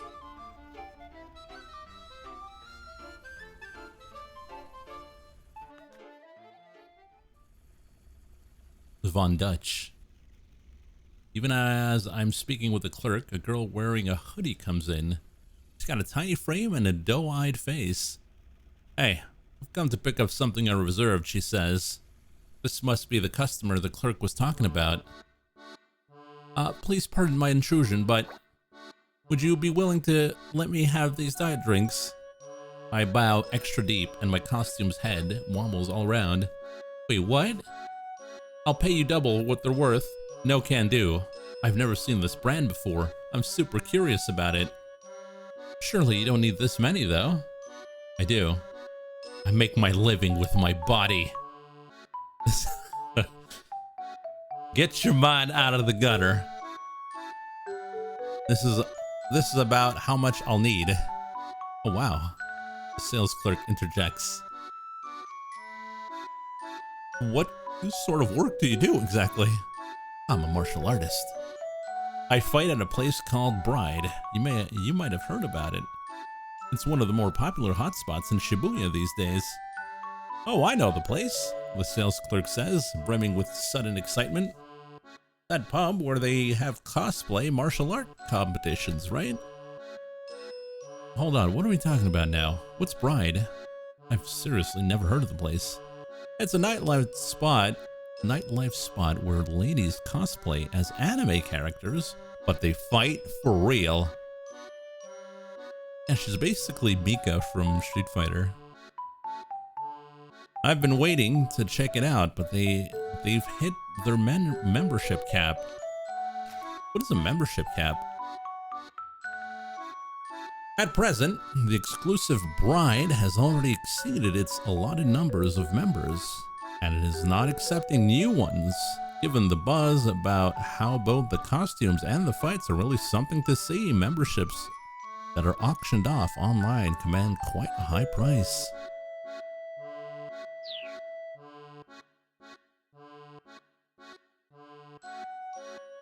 So then, you must be pretty strong, huh? He says to the girl. Well, I may not look it, but I'm the current champion. The girl proudly adopts a fighting stance. Would you accept a challenge from me, I ask? A challenge? If I win, you have to let me have all of this. Tama, please. You're just a cat. What are you gonna do? You're just a cat. The girl breaks into a confident smile. Do you have any idea who you're dealing with here? She asks. Well, I intend to find out. Oh, wow, the sales clerk exclaims. I've just got to see this. I'm glad to have him egging us on. Well, if you're that set on it, then sure, I accept your challenge. Sweet. We've established our terms. This burning hammer may yet be mine.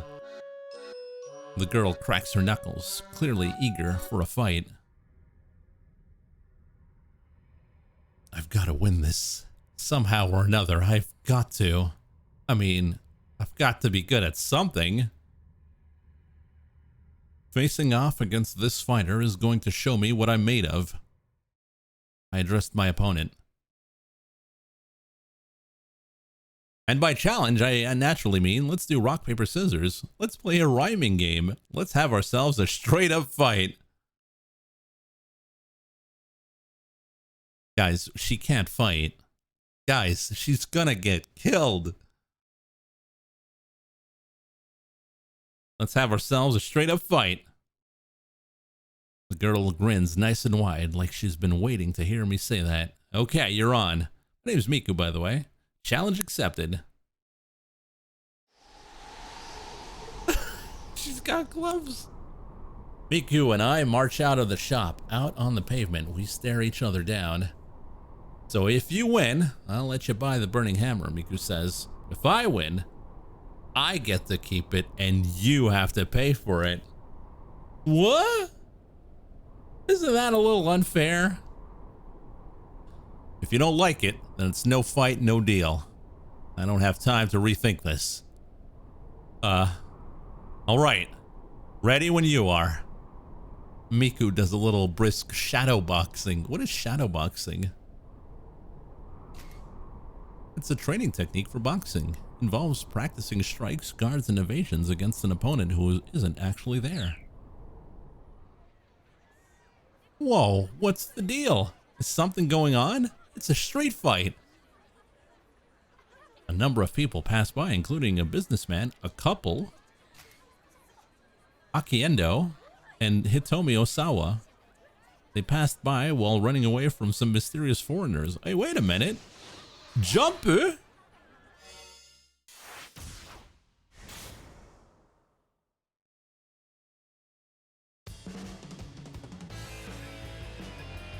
As luck would have it, they soon found a crowd in their path, backs turned towards them. Excited voices rose up from the throng. Whoa, what's the deal? Is something going on? It's a street fight. A fight, as the name implies, takes place out in the street, typically using bare hands and no weapons. Even a barehanded fight can result in serious injuries, though, which is why they're pretty illegal. The Street Fighter V DLC. Aki clutched Hitomi's hand, good in height. Whatever you do, don't let go. Without a moment's hesitation, he plowed his way through the crowd. Emerging on the far side of the gathering, Aki saw the main road ahead. Cars were zipping past in a steady stream. What do we do? There were too many cars for them to rush across the street without getting hit. But they couldn't exactly sit and wait for the light to change. And they clearly couldn't go back the way they came. The pursuers were getting closer and closer. Hitomi, Aki shouted. We're going across. We're turning back.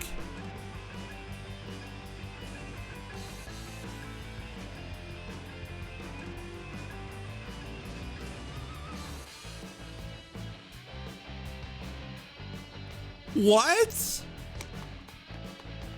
Dragging Hitomi by the hand, Aki darted into the street. Moving purely by instinct, he wove his way through the gaps between the speeding cars.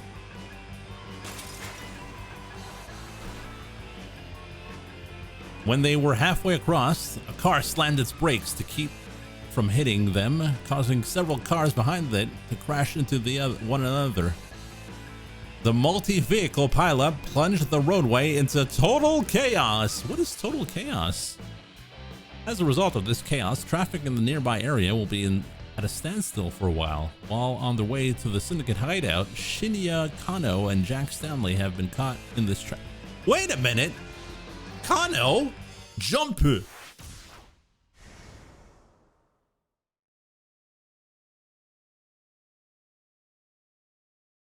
The car moved at a glacial pace towards the Crime Syndicate hangout. Stanley pounded his fists on the steering wheel in frustration. They had no sooner set out than the traffic slowed to a near standstill. Despite the occasional lurch, it never crept above a crawl.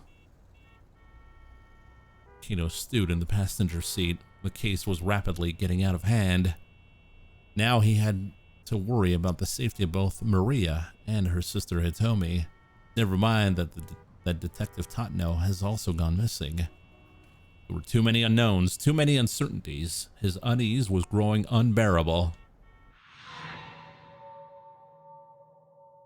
Tatno hasn't radioed in, and, we can't reach him from our end either. Kuze's words kept echoing inside Kino's head.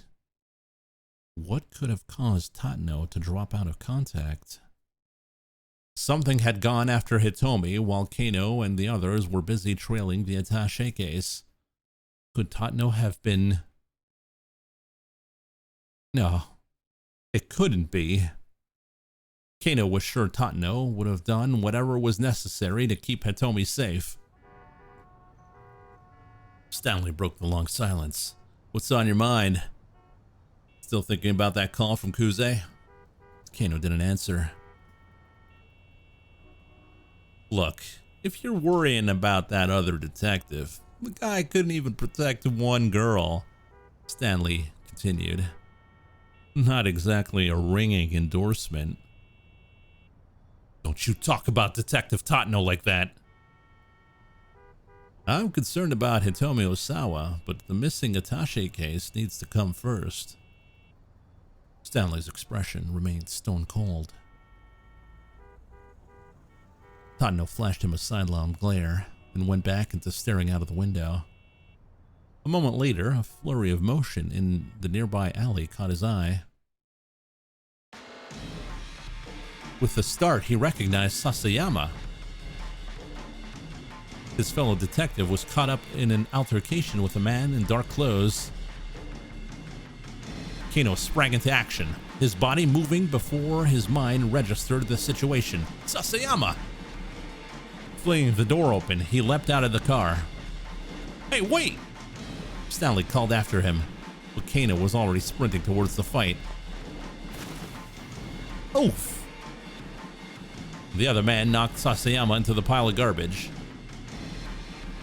As Sasayama struggled to get back to his feet, his opponent looked down at him with a triumphant sneer. Kano finally got a good look at the man, and his eyes flashed with recognition. It was the perp who first taken the attaché case back at the Scramble. Tariq Al-Karawan. You! Kano growled. He sped like a bullet to tackle Al-Karawan around the legs. But Al-Karawan nimbly stepped aside. Kano's arms closed on nothing but air. Oh, headlock! Kano, what are you doing? At the same moment, Al-Karawan deftly wrapped an arm around Kano's neck. Kano felt a vice-like pressure on his carotid artery. A move known as the front choke sleeper hold, constructing the carotid artery, stops blood flow to the brain, causing the opponent to lose consciousness, also known as the guillotine choke. His consciousness quickly began to slip away. Oh no, you don't, you bastard, he snarled. Lowering his center of gravity, he got a hold of one of Karawan's legs and used his shoulder as a fulcrum against it. Despite the arm still crushing his neck, Kano managed to lift his opponent high into the air. Full throw. He continued the movement to heave Al-Karawan up and over himself, slamming him upside down to the heap of trash.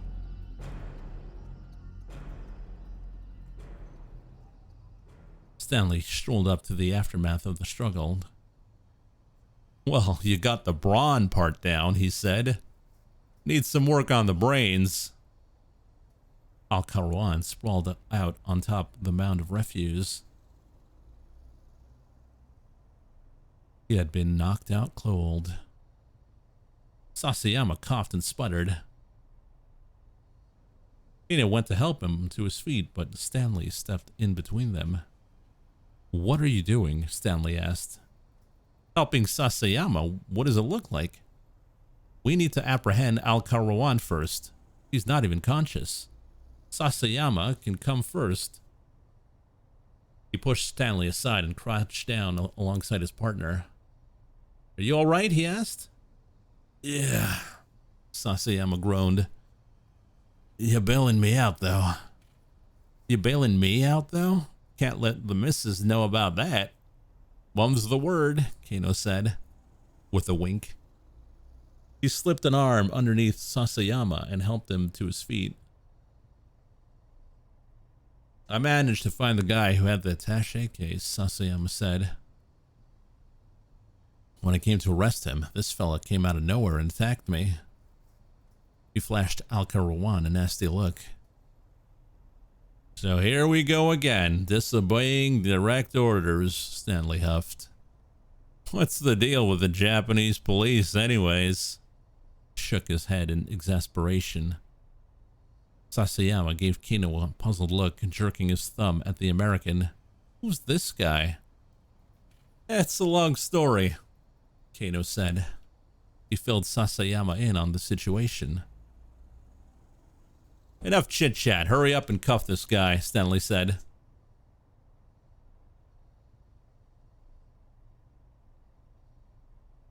Kano knelt down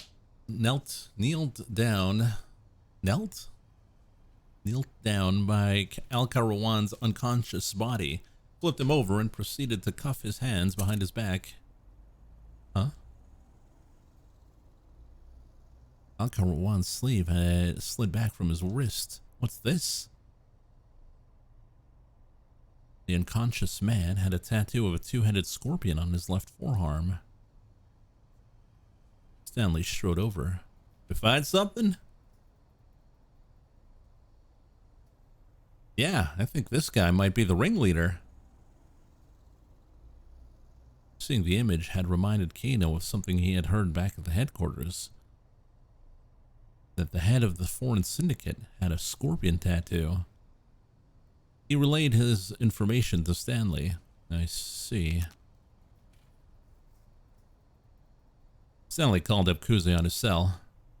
He'll be happy to know that the guy with the attaché case is still at large, he said. Apprehending the ringleader at this point shouldn't be an issue. So one of your so very capable subordinates gave us a big step forward in the case here. Wait a second, Sasayama murmured. That was sarcasm, wasn't it? Stanley hung up and called over to him. Think you can escort this guy back to the precinct? Yeah, sure, seeing how very capable I am. Kano felt his phone vibrate. The display showed an incoming call from Rumi. Hello? He answered wearily, keeping his voice down. Stanley had him a little on edge. It's me. It's me. It was Shizuo. Damn it. Kano thought he did not have time for this right now. But if he just hung up, he might be in even deeper hot water. Kano decided he'd have to take that risk. He hung up the phone.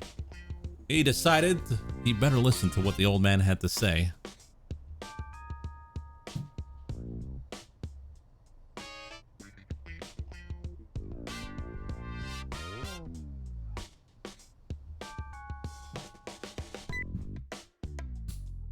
Kano hung up the phone.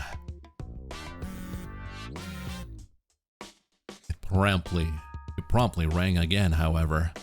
Sorry, father-in-law, I really can't talk. I'm in the middle of work right now. I'm not your father-in-law. Sorry. Anyway, bye. Kano bowed politely to his mental image of Rumi's irate father as he hung up once more.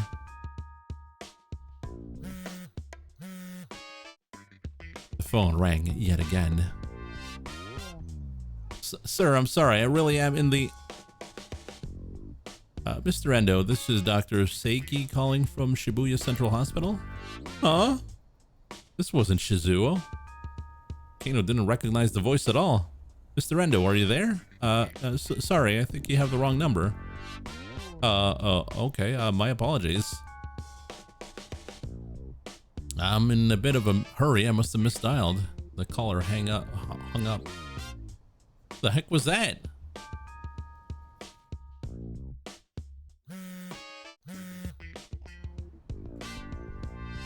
He stared in incredulity as the phone rang once more.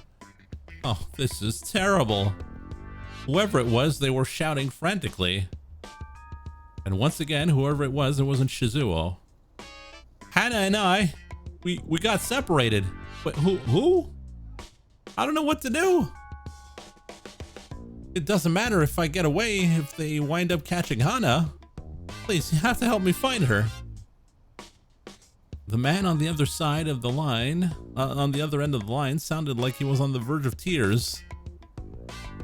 Incredulity. Okay. Kano wasn't sure what it was all about, but the guy was clearly in a pretty bad way. Please, Minorukawa, I'm begging you. Huh? I'm sorry, sir. I think you have the wrong person. But by the time Kano had gotten the words out, the man had already hung up. Hey, come on, let's go. Stanley's voice snapped Kano out of his daze. Grimly, he followed the American back to the car.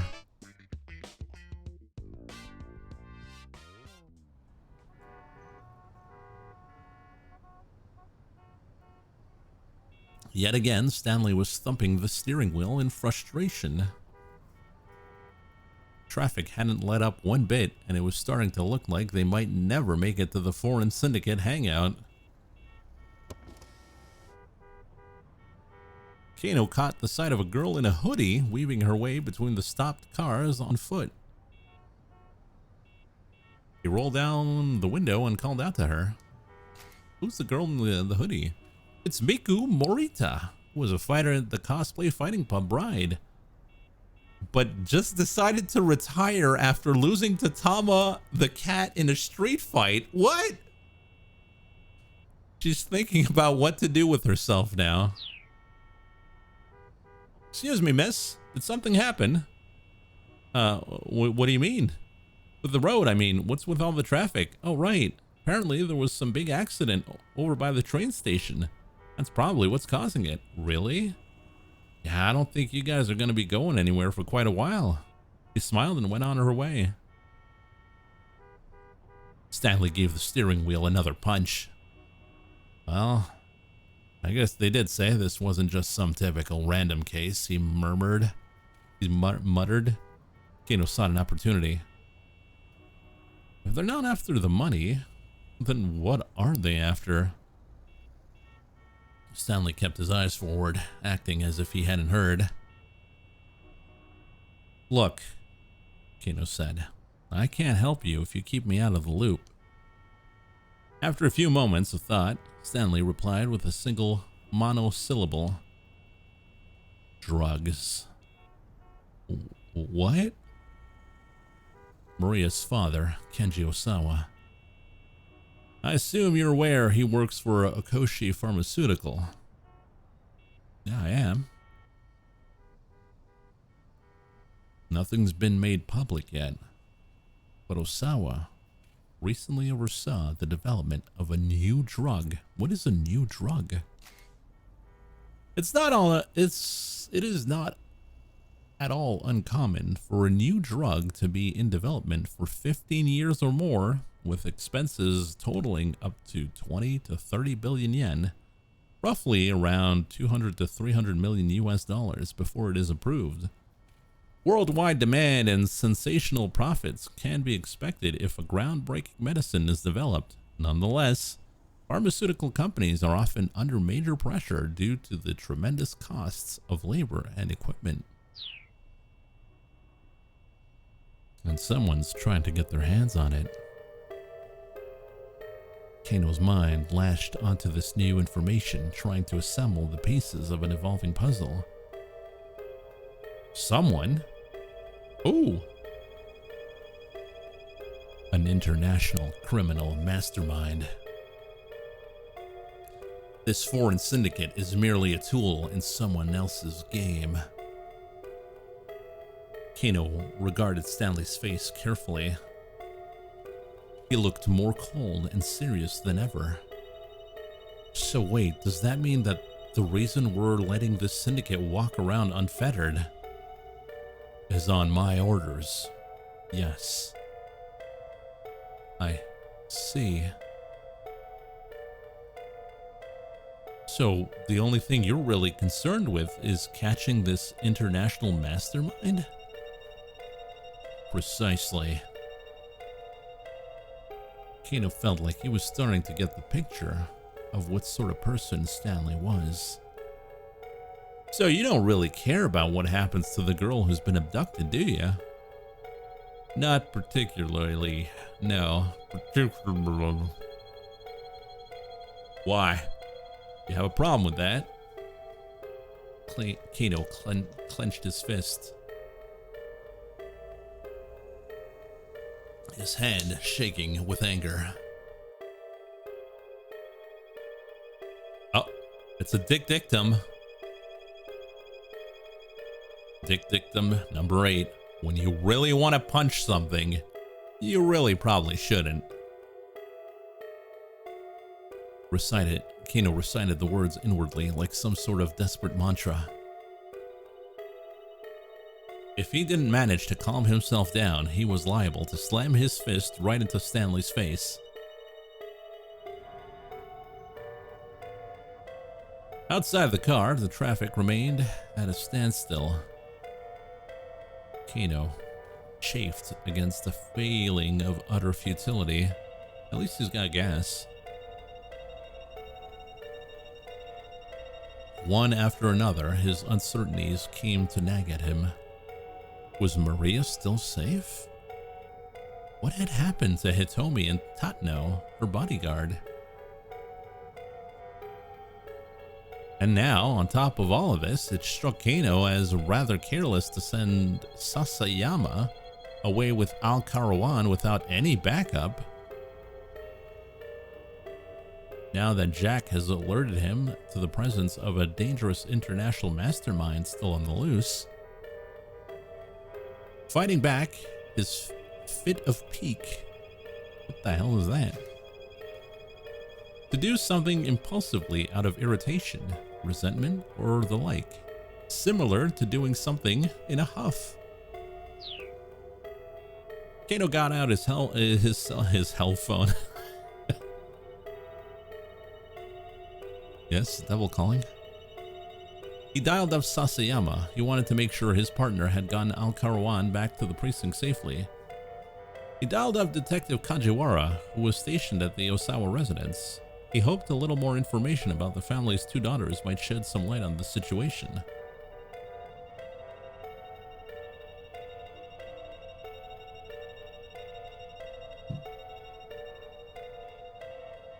He dialed up Sasayama. He wanted to make sure his partner had gotten Al-Karawan back to the precinct safely.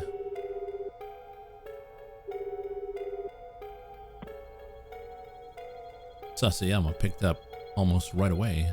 Kano, what's up? How are things on your end? Any problems getting Al-Karawan back? Nah, I've got Tatno taking care of him. Wait, what? Kano could hardly believe his ears. You were in touch with Tatno? He asked. He could hear the shock in his own voice. Yeah. Just bumped into him over by the precinct a little while ago. Then he is safe. Kano felt a surge of relief. What about Hitomi then? Stanley glanced over at him, curious. Tatno says that he lost track of her somehow. And then he got called back to the precinct, apparently. Tatno had lost track of her? That's not like him, Kano thought. Since he was heading back there anyway, I handed our guy over to him, Sasayama said. I see. Wait, what if Tatno is working for the bad guys? Yeah. If we see Al-Karawan show up and massively SUS. Kano was glad to hear that Tatno was all right, but his relief was tempered by a surge of anger at the thought that what had happened to Hitomi. Now I'm back detailing the attaché case, Sasayama continued. Today's my wife's birthday, you know. Oh no, is Sasayama gonna get killed? My plan is to wrap this thing up ASAP so we can celebrate tonight. I've already got a present and everything. Oh no, the flags, the death flags. I envy you, man. Closing his eyes, Kano took a moment to picture Rumi. But Shizuo's face popped into his mind's eye right alongside her. Well, just hang in there, buddy. Even if your girlfriend is just a picture of Masami Nagahama. Who? Midoriyama's Academy graduate and national celebrity. Her popularity shows no signs of slowing down after she played the female lead in such films as The Beast That Hoarded Gold, At the Heart of the World, and The Swidden Fortress. There is another nationally famous actress with the same name, but it is a nationally known fact that the two are completely separate people. Oh, okay. Still snickering, Sasayama hung up. Kano bit his lip and slipped his phone back into his pocket.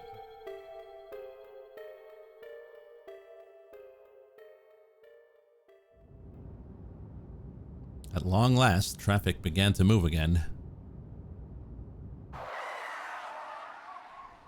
Soon as it did, however, Stanley had to slam on the brakes. The abrupt stop made Kano smack his head against the windshield. Hey, what gives? Look, Stanley said. He gestured with his chin.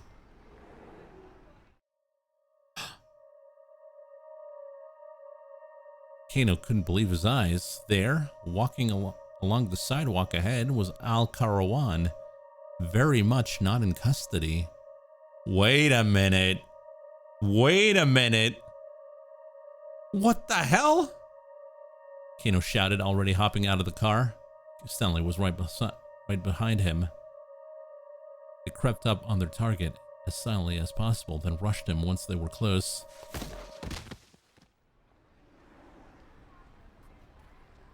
In a moment, they had subdued him. Kano used his own body weight to hold Al Karawan down. "What are you doing out here?" he demanded. "Whoa, I guess you didn't get the memo, huh?" Al Karawan flashed a coy grin. "They let me go. Let you go." "I think your buddy here might have hearing problems," Al Karawan said to Stanley. "I'm a free man." Kano turned and glared at Stanley. What is he talking about? No idea. First things first, let's get this guy back to the precinct. I'll head to the syndicate hangout myself. You don't think this is weird? Kano asked. I mean, what the heck is this guy doing on the loose again? What matters is that he is free. Maybe he is telling the truth about being let go. That's ridiculous. But I guess he must have escaped on his own. In either case, your buddy screwed up royally. Now it's on you to unscrew things.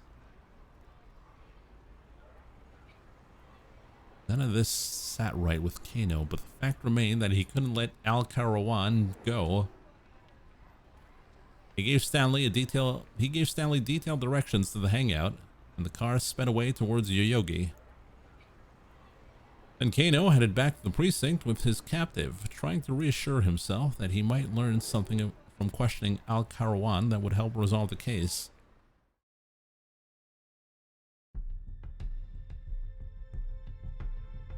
Kano sat opposite Al Karawan in the interrogation room. He'd been attempting to interview the suspect for about a quarter of an hour. Al Karawan sat rimrod stiff, not responding to any prompts or questions. What time is it right now? He asked. He had taken away his watch, his wallet, his small knife, and his keychain. This was the third time he had asked to know the time. Why are you so concerned with what time it is? Al Karawan gave no reply. Are you waiting on something? Again, the suspect was staunchly silent. Kano wasn't sure what to make of this, but he took a look on his watch. It's around 2 o'clock, he said. What time exactly? 2:18. 2:18 in how many seconds? Look, just cut the crap. Kano grabbed the prisoner by the collar. What the hell are you people after? Al Karawan merely repeated his question. What time is it right now?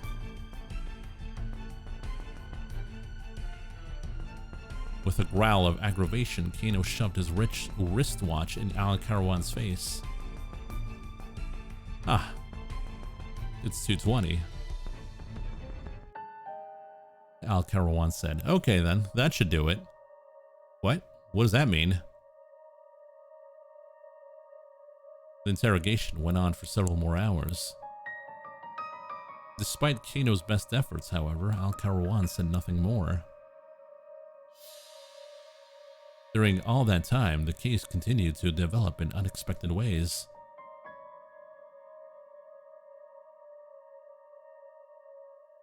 But Kano, stuck in the interrogation room, knew nothing about it until everything was already over and done.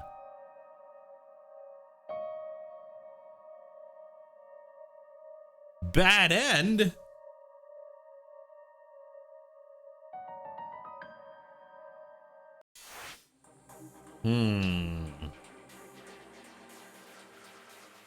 Maybe we should have called Fujiwara? I don't know. But what I do know is we're going to call it there for tonight. So, hope you guys enjoyed it. We've got Final Fantasy VIII later tonight in about 2 hours. And yeah, thanks for watching, and we'll see you next time.